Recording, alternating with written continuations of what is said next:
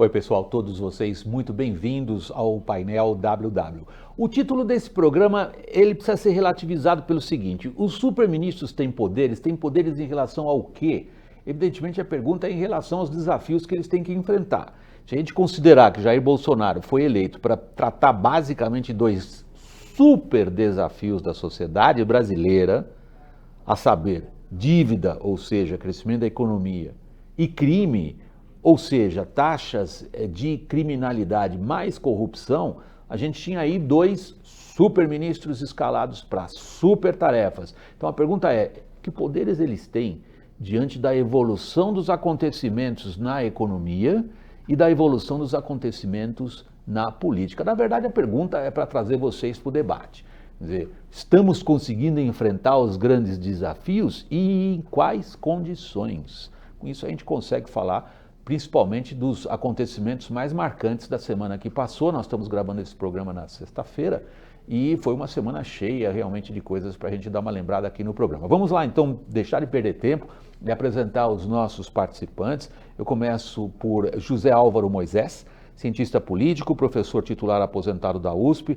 José Álvaro é pesquisador do Núcleo de Políticas Públicas e coordenador do Grupo de Trabalho sobre a Qualidade da Democracia. Isto pertence ao Instituto de Estudos Avançados da USP. Está conosco também José Augusto Guilhom. José Augusto Guilhom é professor titular da USP em Relações Internacionais, é um especialista em política externa brasileira.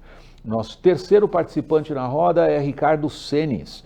Ele é economista, é doutor em ciência política, é diretor da Prospectiva Consultoria e também é um Senior Fellow do SEBRE, no Rio de Janeiro, Centro Brasileiro de Relações Internacionais, no Rio de Janeiro. Ele também faz parte do Atlantic Council em Washington.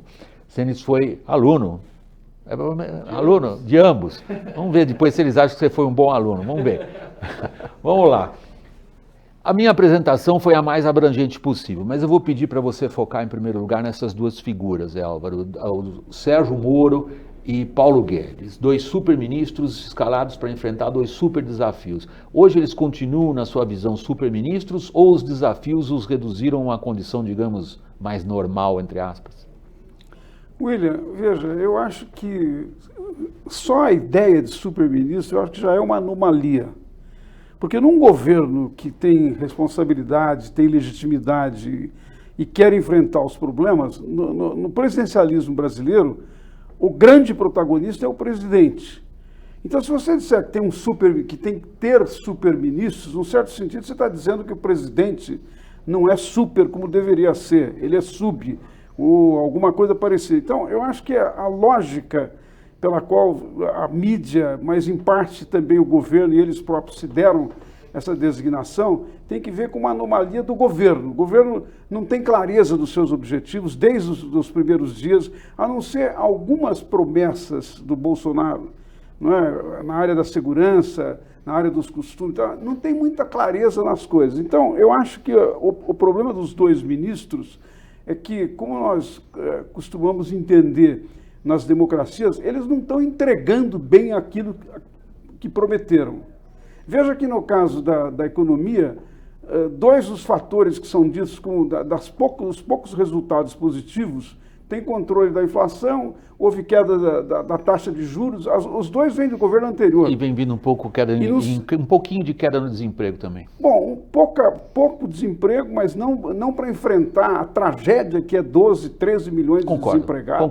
Concordo. Eu só não queria ignorar um número que é favorável. E a outra coisa é que, do ponto de vista de retomada, só esse ano aconteceu uma coisa incrível. Cada mês que passava, a previsão de queda do produto interno bruto ia caindo. Então, não entrega. Então, numa situação como essa, eu acho que tem problemas com esses ministros, né?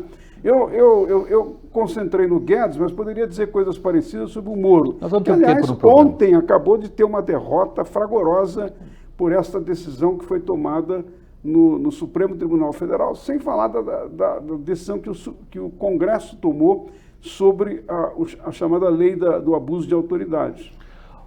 O Zé Álvaro sugere uma boa reflexão, independente se você quiser dizer em relação à pergunta inicial, que é obviamente, como é o estilo do programa, uma provocação ao seu intelecto. Agora ele sugere uma linha, que eu estou interpretando da seguinte maneira: superministros estão sendo encolhidos diante de imensos desafios em relação aos quais o governo tem tido dificuldades em dizer, afinal de contas, o que quer. Eu acho que isso se deve ao fato de que esse governo, a gente costuma dizer que a natureza tem horror ao vácuo. Esse governo tem horror à racionalidade. Qualquer coisa que seja racional, que tenha a sua própria lógica e que tenha objetivos claros, eles expelem, né? Então, eu acho que em nenhum momento esses dois, que são, a meu ver, os que representam melhor o que sobra de racionalidade junto nesse governo, junto em parte com parte das Forças Armadas, né? Mas ele não deu, em nenhum momento, se preocupou com isso. Quer dizer, o governo Bolsonaro não se interessa pela economia, não está preocupado com resolver o problema da economia. Na verdade, ele não trata de problemas. O tempo todo ele trata de inimigos que ele tenta abater de qualquer maneira, né? Então, por exemplo, nós temos um problema, só vou ligar com isso uma questão externa que se colocou recentemente, é um problema grave de que nós estamos sendo vistos no mundo inteiro como um país de bandidos, né? De bandidos que querem acabar com a natureza, etc, etc. E diante desse problema, o que ele faz?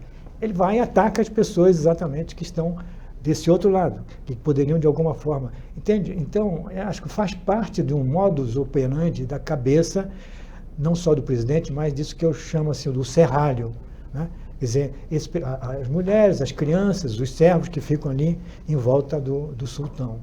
Então, esse serralho, ele é completamente irracional, completamente irracional. E o governo está seguindo nesse caminho. Serralho é coisa de ópera. Correu na hora quando você falou, fazia tempo que eu não ouvia essa expressão. Mas é o entorno da corte onde vive o sultão, que é absolutista, e só ouve realmente os integrantes do Serralho. Ricardo, vou tentar mudar um pouco a pergunta para você começar a falar no programa. Quais são, no fundo, as grandes dificuldades para dois, como disse o próprio Guilhom, para dois indivíduos? O Sérgio Moro tem uma grande reputação e é a pessoa mais popular do governo no combate à corrupção. O Paulo Guedes, pode-se gostar ou não do estilo, não é o que importa. Ele montou uma equipe de economia que é tida entre os seus colegas economistas como uma das mais competentes que governos brasileiros puderam exibir em quase 3 décadas. Isso não é pouca coisa, se a gente considera. Onde é que está pegando? William, eu acho que tem duas questões que pegam simultaneamente nesses dois super-ministros. Primeiro, eu acho que é a tese que a primeira que o Moisés levantou é o seguinte: não basta você ter uma boa agenda se não tiver uma boa liderança política, né? Então, assim, a origem possivelmente da baixa, vamos dizer, a capacidade de entrega desses dois ministros, no meu modo de ver, reside na enorme incapacidade política do presidente da República, né? Porque o presidente da República num país como o Brasil, que é mais do que um presidencialismo de coalizão, é um presidencialismo talvez de hipercoalizão. Você precisa, no fundo, formar grandes maiorias no parlamento, nos órgãos de controle, na sociedade, etc., para, de alguma maneira, viabilizar decisões complexas no país. Ele depende fundamentalmente da peça do presidente da República. O presidente da República, ele não é chefe do executivo, ele é a principal liderança política do Brasil. A função 1, 2 e 3 dele é formar maioria. Tá certo? Então, e viabilizar essas decisões. Como esses dois ministros, ou possivelmente superministros, ou que foi atribuído a eles superagendas e que deveriam ser cumpridas, com uma deficiência de articulação política, já começa debilitado. Agora, tem uma segunda dimensão, William, que eu acho que, apesar da qualidade do Guedes do ponto de vista acadêmico, o Guedes é um cara que nunca teve uma experiência sobre como implementar uma agenda econômica complicada como é que a gente está enfrentando. Então, eu acho que, olhando o Guedes é um sujeito que fala muito bem, ele tem um diagnóstico da situação muito boa, porém é difícil tirar das falas deles uma estratégia de reforma política para, simultaneamente, combater a crise fiscal e fazer o país crescer. Você vê um monte de ideias, né, que são jogadas e são muito impactantes, porque ele é um ótimo comunicador, mas não necessariamente você vê uma estratégia atrás dele. Então eu diria o seguinte, isso os atores econômicos percebem. Então é claro qual que é o próximo passo, por exemplo, depois da reforma da Previdência? Não é claro. E a reforma da Previdência... reforma tributária, mas ela vai estar se atrasando de forma... Ele nunca difícil. defendeu a reforma tributária de maneira categórica, porque ele nem sabe exatamente qual é a reforma tributária. E até pouco tempo ele tinha um secretário da Receita, cuja proposta era ao contrária de toda a média dos economistas do Brasil. E foi abatido em voo. Foi abatido em voo. Então, assim, ele está começando a montar um grupo de trabalho sobre reforma tributária agora, em outubro do primeiro ano, quando a lua de mel do governo já praticamente passou. Eu diria que algo semelhante ocorre no ministro Sérgio Moro. Sérgio Moro, ele é um Você juiz... está falando em relação ao pacote anticrime, que está enfrentando uma série de obstáculos no legislativo. Exato. Por quê? Porque, William, de novo, ele é um cara que conhece e vivenciou a questão da Lava Jato profundamente e a questão de corrupção profundamente. Porém, a questão da segurança pública e a questão dos grandes problemas de segurança no Brasil, o Moro não participa, nunca participou. E aí atribuíram a ele uma agenda complexa, do qual ele é completamente outsider. Ele não houve nenhum dos grandes especialistas sobre crime no Brasil hoje que pensou uma agenda complexa. Inclusive o ex-ministro, o Jungmann, que foi o cara talvez que melhor conseguiu entender isso. Então eu diria o seguinte, você tem uma debilidade política na presidência, do ponto de vista de liderança, e você tem dois super-ministros que, no meu modo de ver, ainda devem uma agenda estratégica nas suas áreas. Deixa eu colocar uma pergunta que ela está visível nas redes sociais, está visível nos comentários que a gente recebe, que a gente lê, aprecia e, de uma forma ou de outra, tenta nos programas, à medida que eles são colocados à disposição do público, orientar um pouco, inclusive, do que a gente fala, em função também do que as pessoas manifestam, das preocupações delas. Uma das mais comuns, uma das mais recorrentes, se dá em função do discurso de vitória do próprio Jair Bolsonaro, segundo o qual a política seria diferente. E a política, tal como tinha sido feita e rechaçada em boa medida pelas pessoas nas urnas em 2018, se caracterizava por um entendimento com um Congresso que, no fundo, não se deixa levar por causas, mas apenas por interesses mesquinhos. Uma das recorrentes afirmações do presidente Jair Bolsonaro é a de que ele propõe e o Congresso trava. Procede? Está de acordo com os fatos? Não está de acordo. Eu não estou de acordo de forma nenhuma. Na verdade, o que está acontecendo, quem está definindo uma agenda, inclusive ligada aos desafios mais importantes, está sendo o Congresso.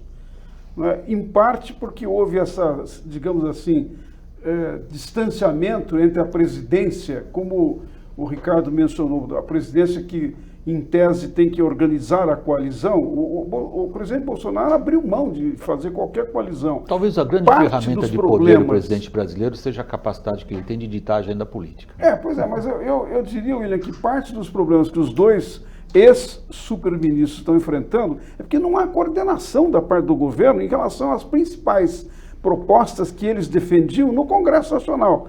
Então, esse vazio acabou sendo preenchido por um novo protagonismo, que, aliás, eu acho que é muito positivo para a democracia brasileira. Quer dizer, eu sou daqueles que consideram que existe uma assimetria na estrutura do sistema político brasileiro entre o executivo e o legislativo. Quer dizer, claro que o executivo sempre vai propor, vai tomar iniciativa, mas se você tiver uma assimetria muito grande, que, em um certo sentido, imobiliza parte do legislativo, imobiliza parte da representação diversificada, plural da sociedade. Então, num certo sentido, a decisão que o Bolsonaro tomou e a ausência dessa coordenação levou a um protagonismo do Congresso que eu acho que está tomando os principais temas. Veja que uma coisa que vocês estavam comentando na discussão com o Ricardo, não é? Depois da Previdência, o que vem? A reforma tributária. Quem é que está fazendo a reforma tributária?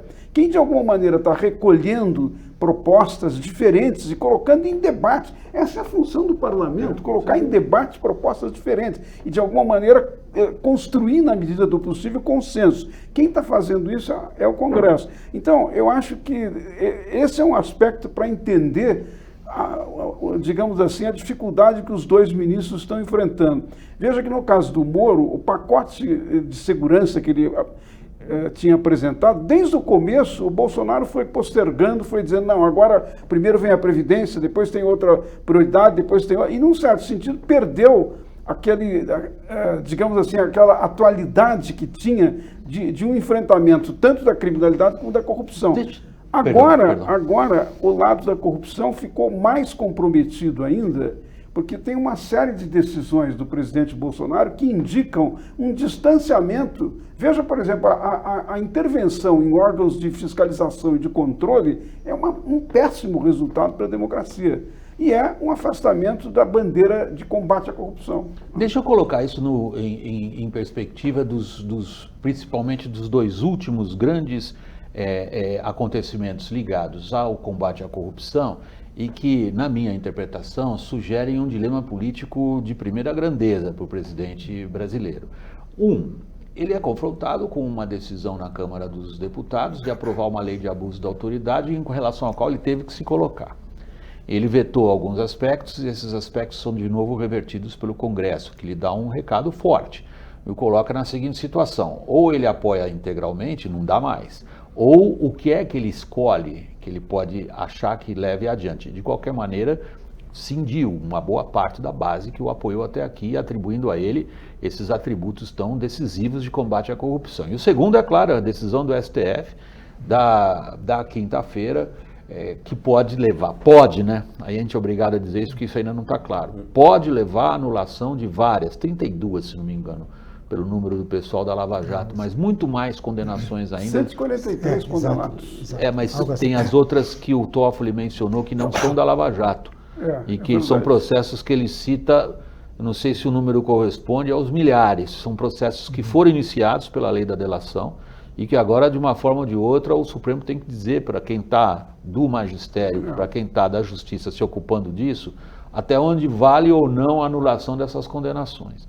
Tomado no conjunto, a sensação que se tem é de uma maré virando contra o que, falta uma palavra melhor, não sei se vocês têm, contra o chamado lavajatismo, que é tão importante para explicar a eleição de Jair Bolsonaro. Como é que ele vai se conduzir?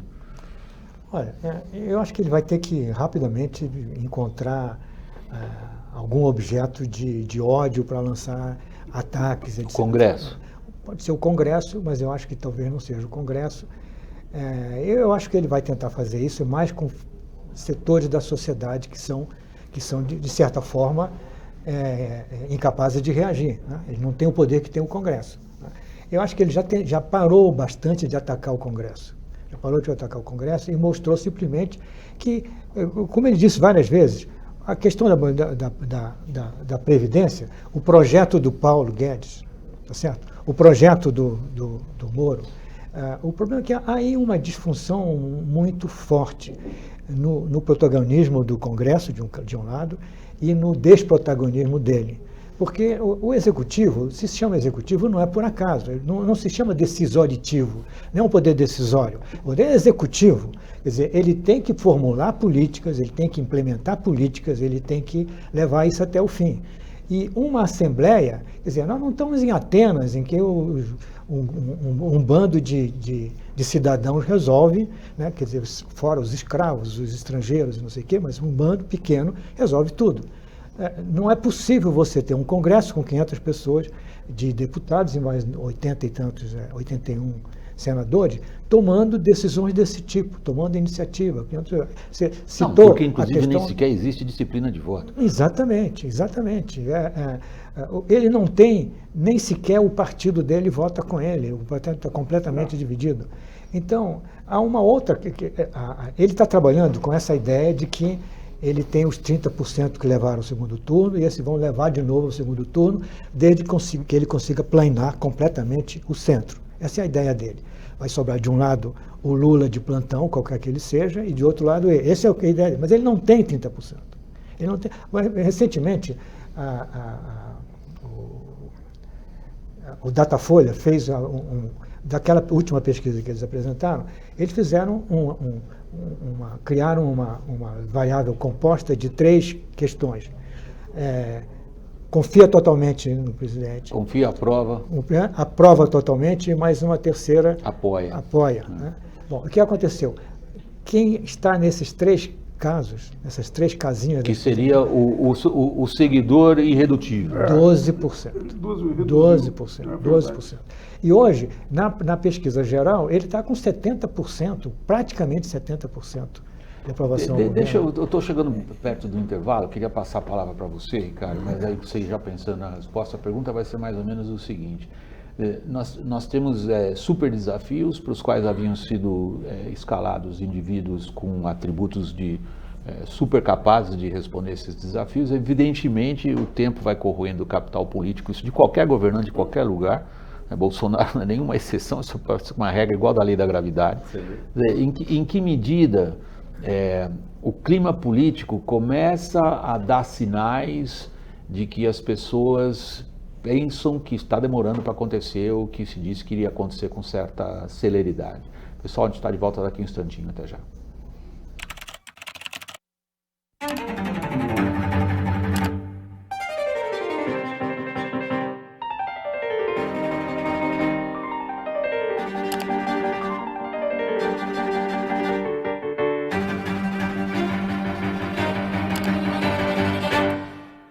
Não procure doença, procure saúde. Na Amil, uma equipe de saúde acompanha o seu cuidado. Amil, cuidado certo para você viver o seu melhor.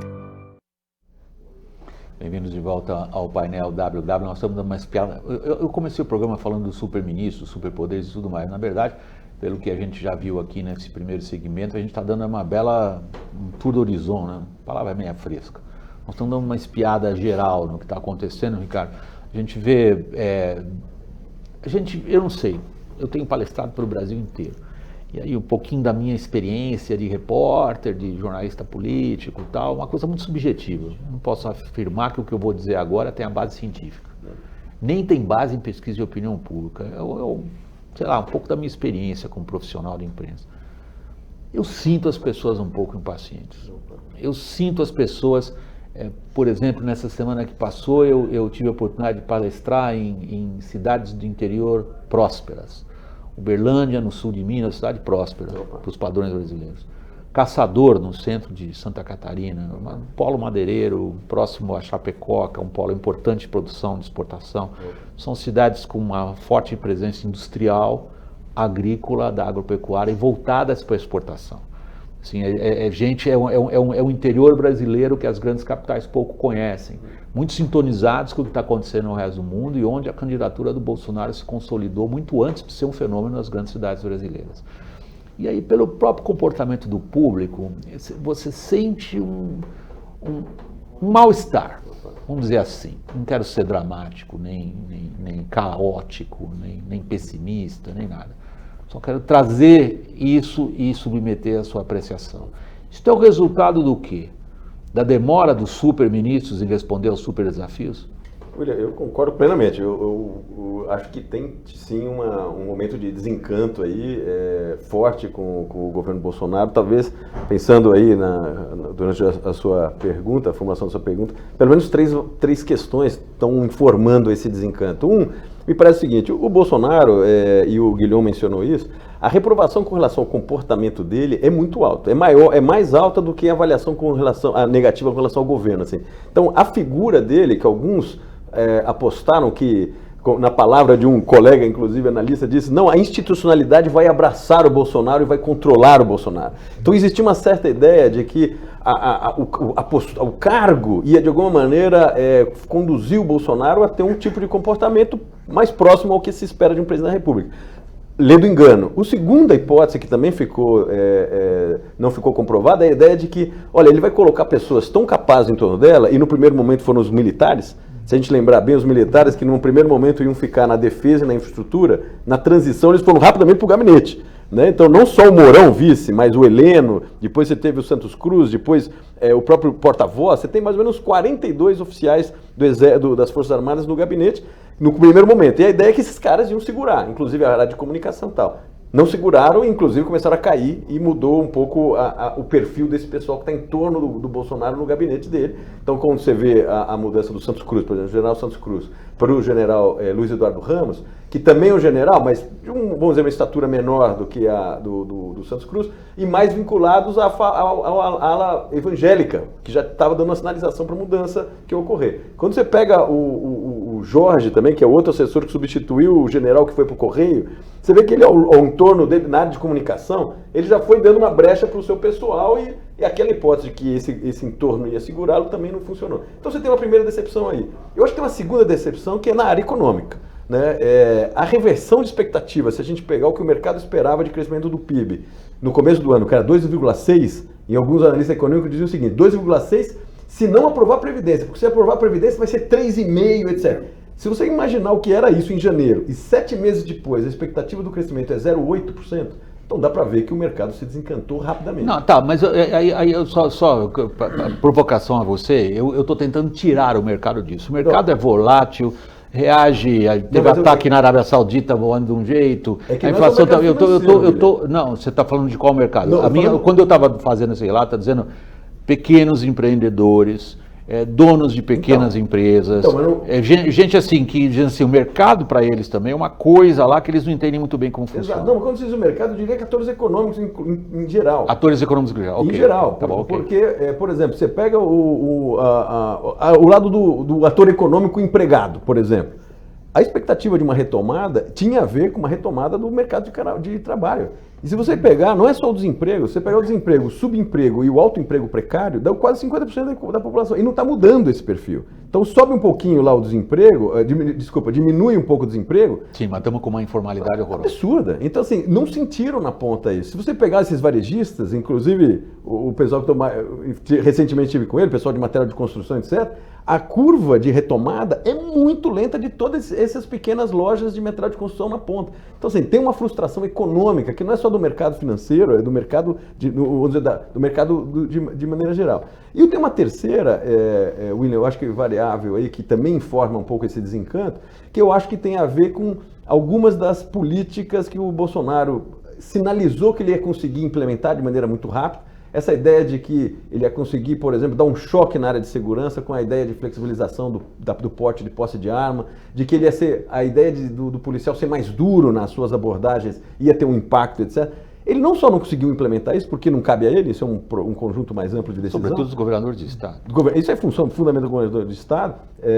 Ele também não conseguiu, então ficou essa ideia de que, olha, será que aquilo é... Então eu diria que a frustração está sendo combinada, pelo menos com 3 grandes variáveis, e eu acho que isso é muito estruturalmente, e está impactando o Bolsonaro. Ele está mudando a estratégia dele, no meu modo de ver, vai ter um segundo ciclo de governo a partir da reforma da Previdência, no meu modo de ver, que vai ter uma outra cara diferente desse primeiro. Você enxerga isso? Você enxerga o peso da... Digamos, eu tô sendo bem cauteloso na colocação disso, porque é de fato um fenômeno difícil da gente, primeiro, colocar em números, porque há um descrédito geral em relação às pesquisas de opinião pública. Eu as considero ferramentas razoavelmente úteis, sim, mas jamais posso interpretá-las como um termômetro, que me diz exatamente quantos graus está fazendo lá fora. Mas não deixa de dar uma ideia. Não né? sei que tem uma melhor. Está indo para esquentar ou se está indo para diminuir. É um lado. É um lado.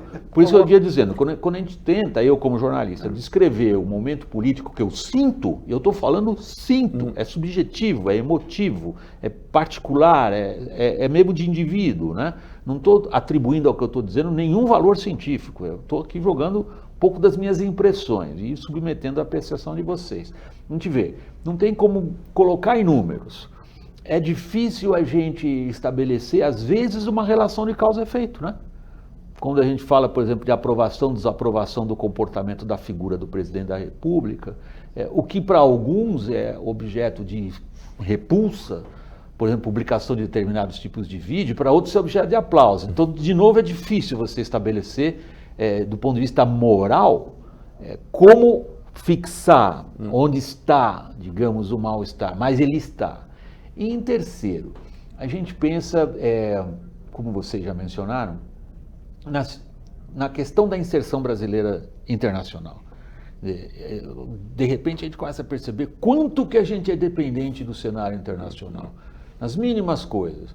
Então tem um cara na Alemanha que compra couro para o sapato, que não é nem ele que faz, mas ele compra do curtume brasileiro. Ele começa a telefonar para o curtume brasileiro e dizer, vem cá, o boi que você mata vem de um pasto que foi feito com árvore derrubada da Amazônia? Eu não estou falando de uma multinacional. Claro. Aí você tem o óbvio, né, em grandes managers de fundos de investimento, que tem um fluxo enorme de capital e cujos participantes dizem a ele, vem cá, cautela, você está financiando frigoríficos brasileiros eventualmente empenhados em desflorestamento, como é que é isso? Eu não estou falando de padre, não estou falando de ONG, não estou falando do Macron nem da Angela Merkel, estou falando de um setor da economia internacional que começa a olhar para a gente de uma outra maneira do que o fazia até poucos meses atrás. De novo, isso é uma impressão minha do William, é a sua. 230 fundos de investimento que mobilizam aproximadamente 70 trilhões de dólares, né? Eu vou dar os nomes, então, entre eles o Capital, BlackRock. Exatamente. Agora, eu acho pesado que isso que para voltar à sua imagem, isso que está, digamos assim, diz respeito ao mercado, corresponde a um sentimento que eu concordo com você. Você falou das suas viagens, está mudando o clima. Uma parte significativa, me parece, também é uma impressão que eu tenho ouvindo, lendo e às vezes olhando um pouco os resultados de pesquisa. Eu também confio bastante nas pesquisas, né?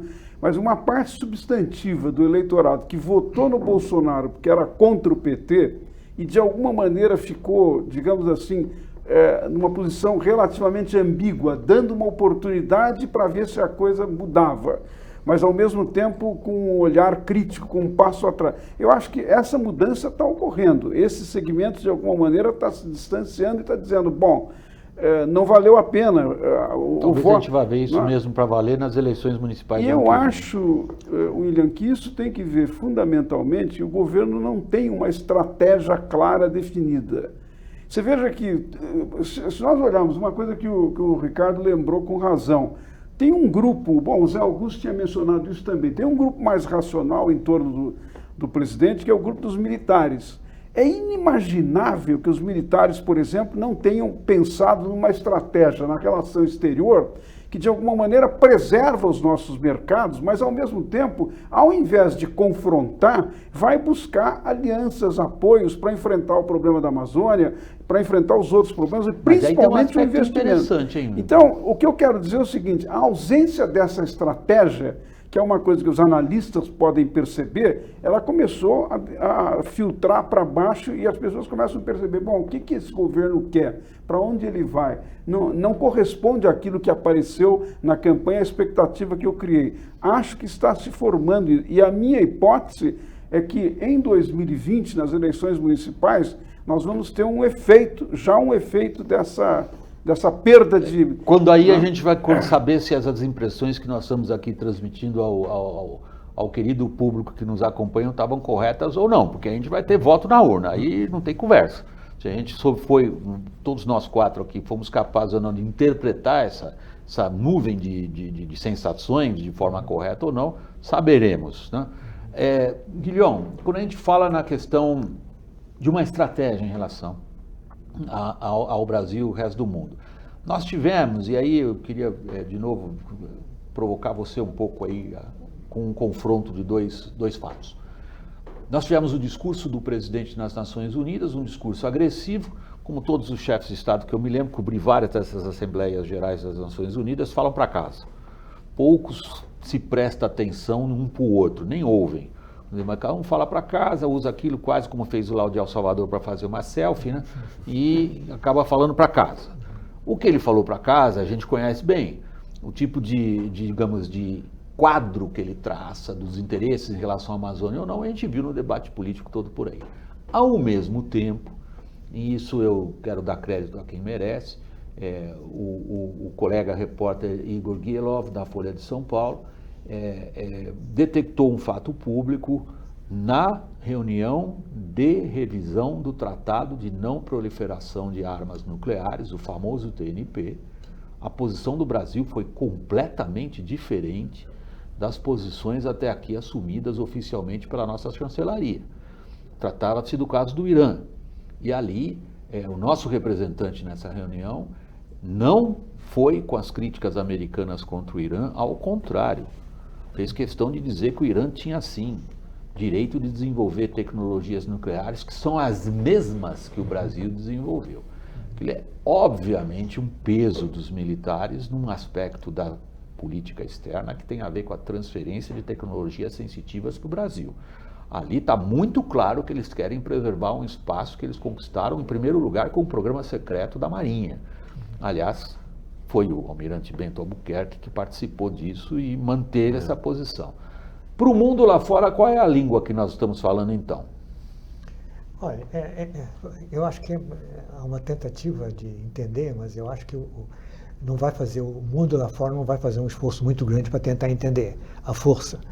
Eu acho que existem muitas incompreensões exatamente do que é o Brasil, um país tão grande, com tanta riqueza, etc., e sempre andando para trás, sempre tropeçando, etc. Há uma certa incompreensão, porque para nós mesmos isso nem sempre está claro. Por que acontece isso conosco? Muito bem. Agora, eu acho que, de maneira geral, a opinião pública internacional, e sobretudo a opinião dos governos, não vai perder muito tempo em tentar entender quais são as discrepâncias que entendem. Por exemplo, não, tá vendo? Aí há uma coisa interessante, porque os europeus, de maneira geral, estão apoiando até certo ponto o Irã nessa questão. Eu acho que essa questão é um ponto que o Brasil não se alinhou aos Estados Unidos. Exatamente. Faltou muita atenção nisso. Pois é, mas acontece que isso é tradicional nessa questão nuclear, isso é tradicional da nossa política externa. Esta política externa de agora provavelmente a expectativa é que rompesse com isso. Mas o Brasil sempre manteve essa posição em relação à nossa capacidade, ao nosso direito, digamos assim, de chegar até o final. Mas está aí a provocação que eu queria fazer a você. Sim, exatamente sim, esse ponto, fazendo aqui o papel do advogado do diabo. Sim. Veja, numa questão específica Sim. que afeta o nosso interesse nacional, que é o nosso acesso a tecnologias sensitivas, a gente manteve a tradição. Sim. Quando, inicialmente, se disse que nós teríamos uma reorientação em relação, por exemplo, ao conflito do Oriente Médio, e isso causou uma enorme reação no mundo muçulmano em geral e no mundo árabe em particular, gradativamente nós fomos corrigindo isso. Os fatos, de certa forma, se impuseram. O mesmo se pode dizer, talvez, em relação à China. Então, a minha provocação intelectual a você é esta. Sim. Quer dizer, tirando de lado a espuma e a lacração nas redes, no fundo nós estamos fazendo a mesma política? Não, isso não. Isso não, porque a nossa política em relação, por exemplo, ao Oriente Médio, em relação mesmo aos Estados Unidos e mesmo em relação à China, mudou. Quer dizer, a China, você pode dizer que os chineses talvez até entendam que os nossos interesses comerciais e de investimento com a China vão permanecer, os militares são a favor disso, mas o governo e o Itamaraty, o governo principalmente, considera a China um inimigo. Ele diz isso claramente. Só que, enquanto o Trump tratou como inimigo o tempo todo, ele silenciou sobre a China, provavelmente porque alguém deve ter ido lá, pelo amor de Deus, não faça isso, porque o nosso ganha-pão está aí. Né? O que eu queria dizer é que eu acho que certas continuidades não vão servir para esconder o resto. Quer dizer, o resto, o Brasil está tratando chefes de Estado estrangeiro como bandidos, né? Como pessoas desprezíveis, etc. Isso não vai mudar. Não são exatamente os comunistas que nós estamos tratando. Exatamente, assim, não são os comunistas, de jeito não nenhum. Que eu acho que deva tratar, enfim, cabe a crítica mas aberta. É a direita. Uma coisa é a crítica, outra é a xingação. Merkel é a direita, ela é a direita. E se tem alguém que eu conheço que é anticomunista, é a Merkel. A Merkel conhece bem o que é um regime comunista. Claro. Ao contrário de muitos que falam que são anticomunistas. Então, ela sabe bem o que é morar num país comunista. Pois é, agora... A Merkel é a direita e o chefe de Estado da França não é a esquerda. Não é a esquerda também, tampouco é a esquerda. Nem o presidente do Chile, exatamente, que está acolhendo a Conferência do Clima. Exatamente, ele dá um pontapé no presidente do Chile, assim, de uma maneira fantástica. Veja, do ponto de vista interno, só para terminar isso, está claro que a direita propriamente, a direita brasileira democrática, né, que antigamente era representada pelo UDN, foi representado pelo PFL. O DEM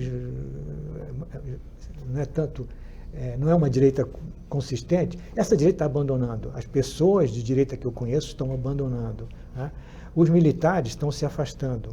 Então, internamente, ele está brigando com todos os interlocutores que ele pode ter internamente. Então, eu acho que isso é complicado. Ricardo, eu volto logo depois do intervalo. Mesma pergunta, claro. Que nós estamos agora, passamos um pouco o nosso olhar agora mais para o lado Brasil em relação ao mundo lá fora. Até já, pessoal, um instantinho só. Desde 1875, o Estadão leva informação e análise ao leitor dos acontecimentos históricos aos fatos cotidianos, sempre de forma pioneira e inovadora. Assine e contribua para manter o jornalismo de qualidade vivo e cada vez mais forte. Acesse assine.estadão.com.br ou ligue 0800 770 2166 e faça sua assinatura. Estadão, a história passa por aqui. Estamos falando aqui de espontaneidade, estão com um copo de plástico na mão. Isso é a grande vantagem do YouTube, pessoal. Isso é uma coisa informal, pronto, estamos com água.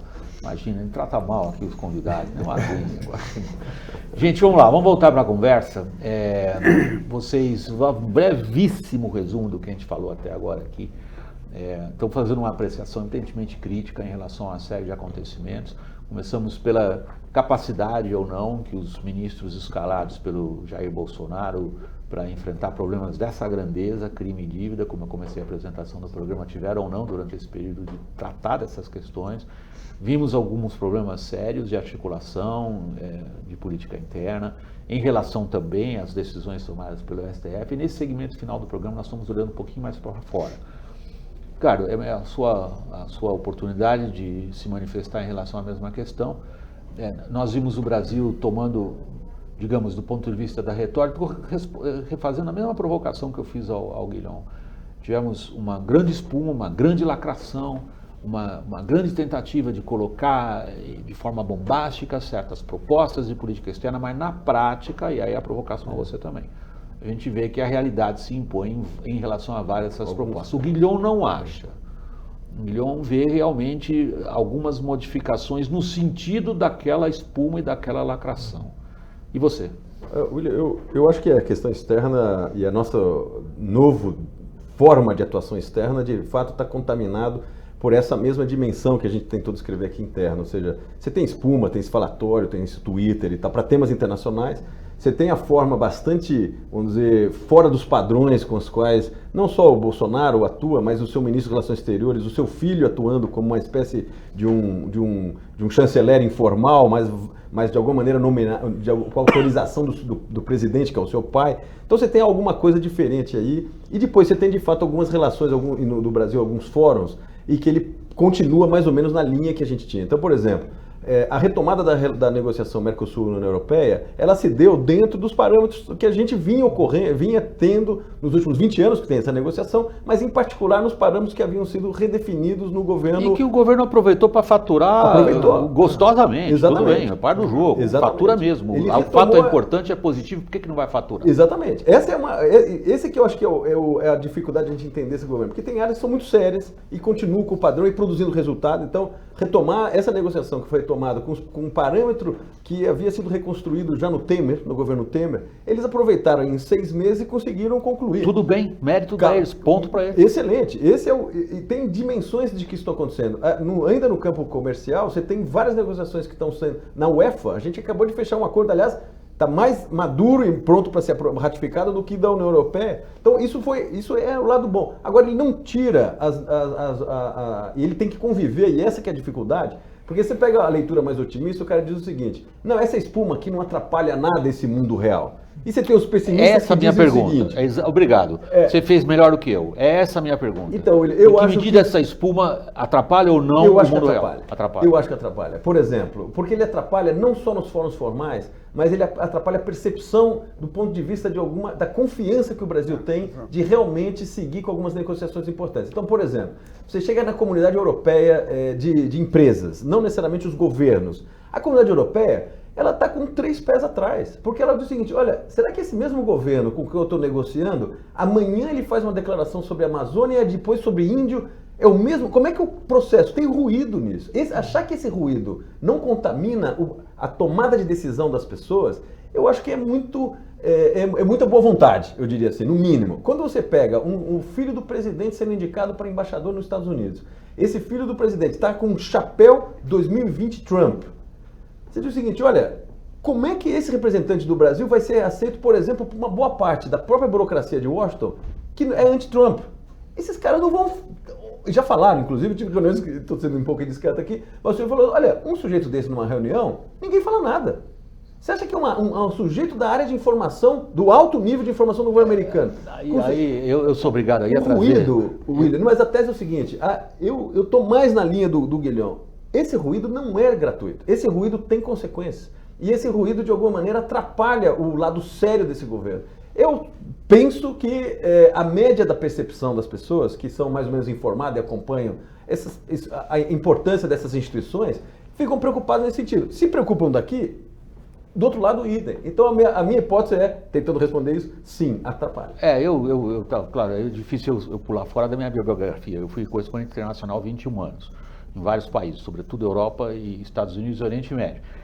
Eu tenho na minha bagagem como jornalista talvez o maior razoável tempo em países estrangeiros, em várias fases da política brasileira, vendo como que esses países formam opinião a nosso respeito. Eles não formam uma opinião a nosso respeito lendo a nossa imprensa, lendo a nossa mídia, muito menos ouvindo nossos políticos.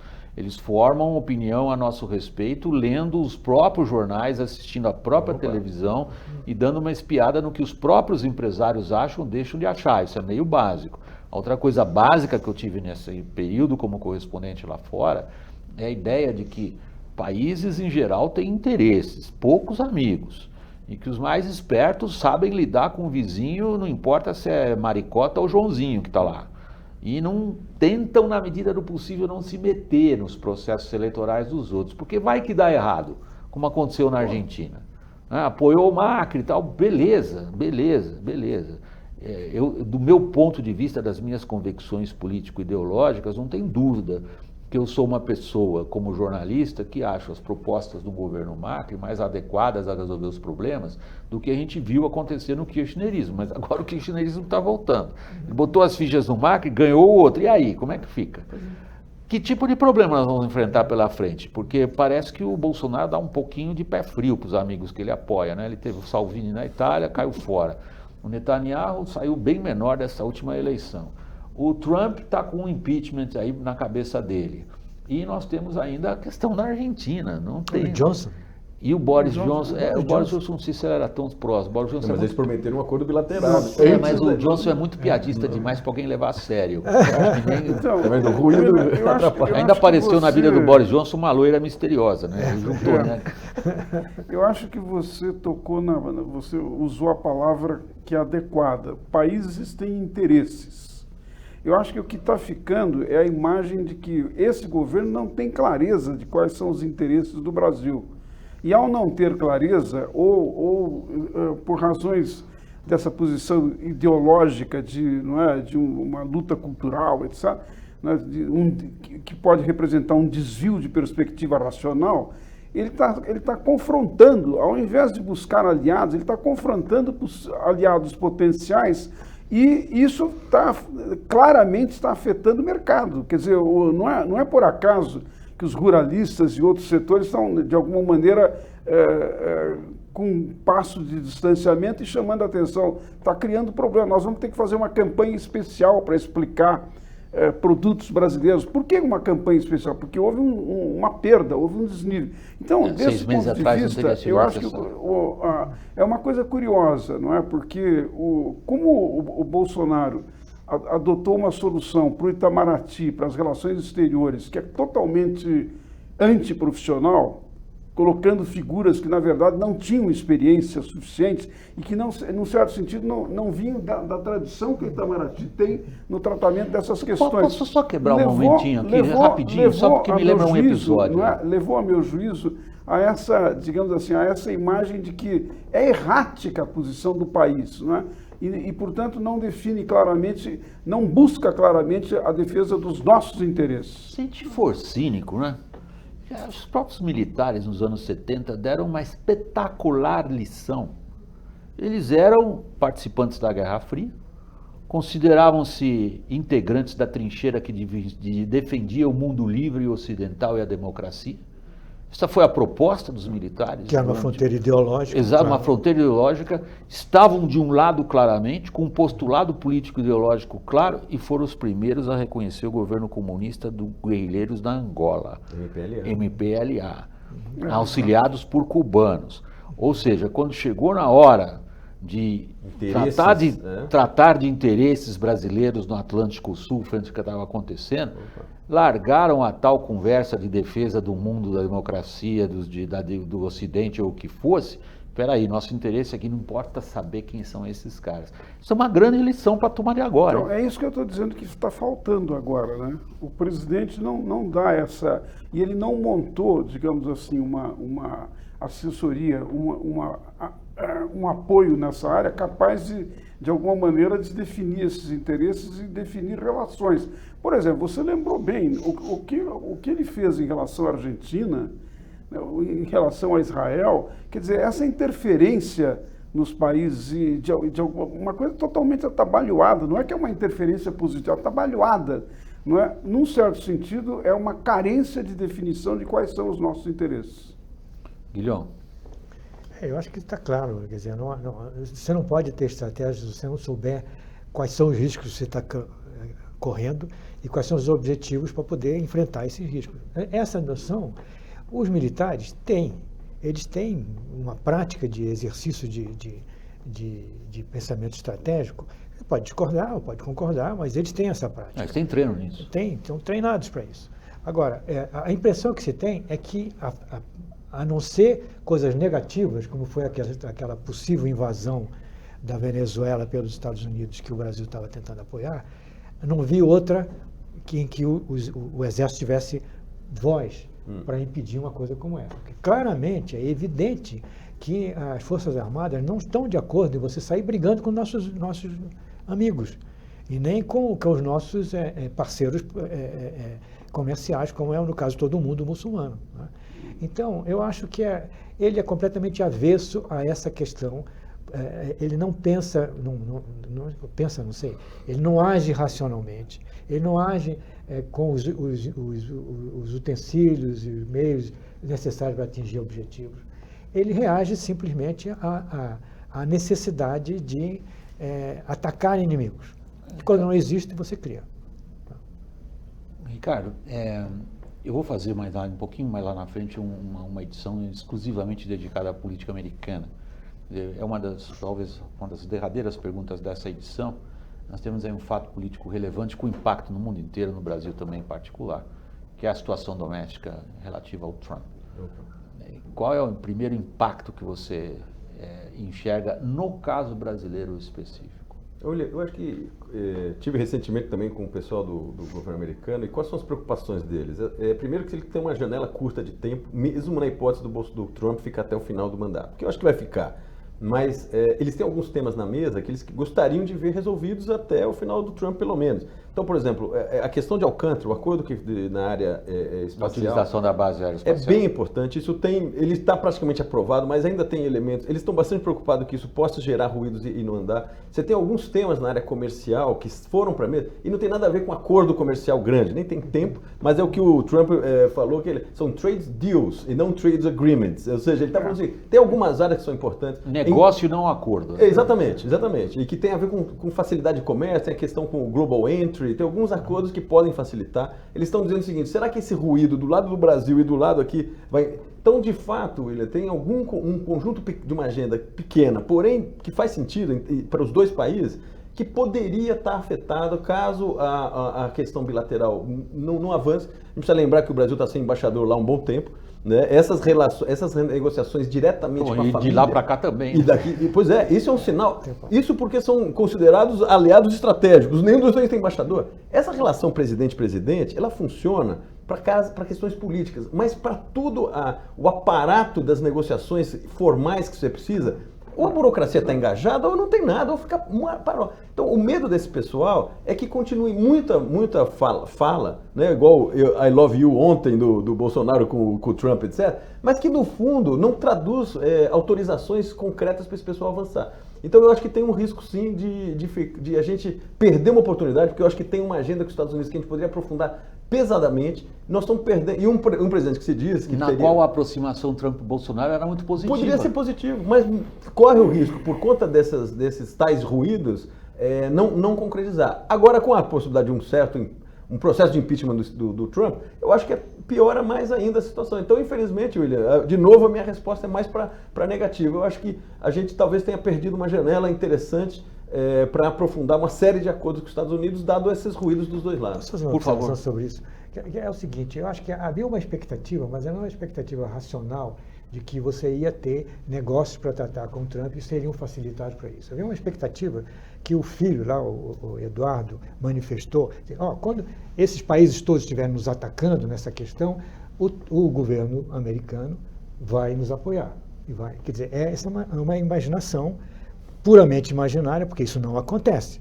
Eles seguem os interesses dele. Bom, aí a outra questão é que há interesses, o que ele considera interesses de outra ordem, que estão envolvidos nisso, de ter uma pessoa como o ministro do exterior, com esse tipo de cabeça, ter o filho lá e todos os negócios que isso podem ser de interesses não nacionais, né? Enfim, eu acho que há isso, essa separação. Para encerrar, nós estamos terminando o programa tentando estabelecer em que medida o processo político doméstico americano, agora marcado por um processo de impeachment com Trump, nos afeta ou não. Eu acho que é difícil dizer que, digamos assim, que desdobramento vai ter, né? Eu não sei se, inclusive, essa situação que o Trump está vivendo não vai poder ser utilizada como um fator favorável a ele na campanha, dependendo do desdobramento. Mas eu acho que é inevitável que tenha reflexos por coisas que foram ditas aqui, tanto pelo Senes como pelo Zé Augusto. Quer dizer, a confiança da representação brasileira não depende estritamente da relação entre dois presidentes, ela depende de uma clara definição de interesses comuns e áreas em que nós competimos e, eventualmente, nos beneficiamos da relação. Eu acho que todas essas questões não estão claras, em parte porque há, na maneira do governo proceder, isso também foi lembrado pelos meus colegas, há um certo familismo, né? Uma certa de lado ideia, a lado, no caso, né? Que, digamos assim, é muito mais voltado para atender interesses de um grupo muito restrito do que uma perspectiva realmente de Estado do país. Então, desse ponto de vista, eu acho que dependendo dos resultados do que vai ocorrer nos Estados Unidos, vai ter um impacto grande sobre a nossa situação. Pessoal, fica a minha promessa, a gente volta num outro programa para falar só de política americana, mas diante do fato, eu não podia deixar de mencionar nessa edição, que tinha realmente essa proposta de dar uma espiada e traçar, vamos dizer, juntar os pontos entre os vários grandes acontecimentos da semana que passou. Pessoal, muito obrigado, como sempre, pelo apoio que vocês nos dão. Até o próximo programa. Tchau.